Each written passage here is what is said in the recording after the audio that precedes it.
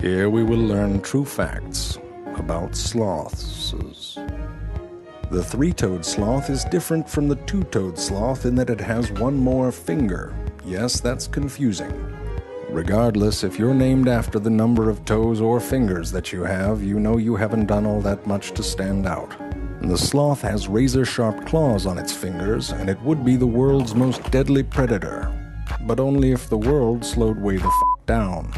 As it is, the sloth mainly eats leaves, because they tend not to run away. The only drawback being, they taste like leaves. Unlike many other mammals, sloths feed primarily on leaves. And with these leaves, there are very low calories that are bound up in hard-to-digest cellulose.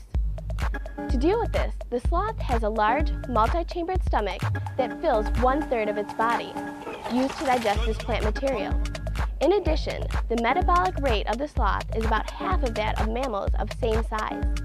This helps the sloth cope with the limited amount of energy that it can get from the plant. On average, the sloth can move around 3 feet per minute, which is an impressive 3 feet per minute faster than a dead sloth. The sloth spends most of its time in the trees, although it will climb down once every 7 days to urinate and defecate. The sloth descends to the ground when nature calls, where it digs a hole and relieves itself into the depression. As of yet, no one has been able to identify a reason for this strange behavior. Using some amazing adaptations, such as a slow metabolism and hook-like claws, these unique animals are able to exploit a niche that few other mammals can occupy. To the insects living below, this is the worst day of the week. Like a tiny insect Armageddon with a flood consisting of 7 days of sloth urine. Most likely the sloth does not urinate while it's in the tree because it's hanging upside down. Think about it. That would be messy. Now stop thinking about it. Why are you still thinking about it? Seriously. You're disgusting. On the ground, however, the sloth is very vulnerable to predation due to the fact that its muscles cannot hold its weight and its feet are curved in claws. Thus, it makes sense that the sloth is a tree-dwelling animal.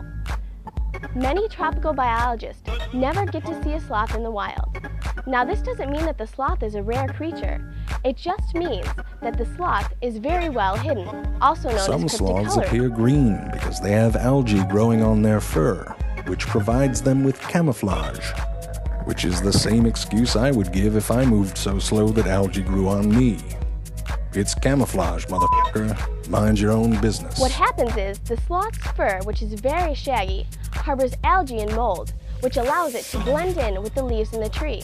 In fact, hordes of beetles, mites, and caterpillars all graze on the moldy hair of the sloth, making the sloth into a living salad bar. The sloth is a relative of the anteater and the aardvark. Science isn't sure how they became relatives, but they're sure that it involved a kinky night with an elephant and a rattlesnake.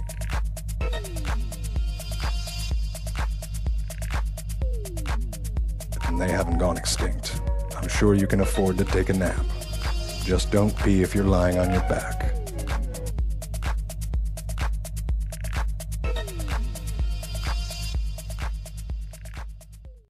I know you were still thinking about it.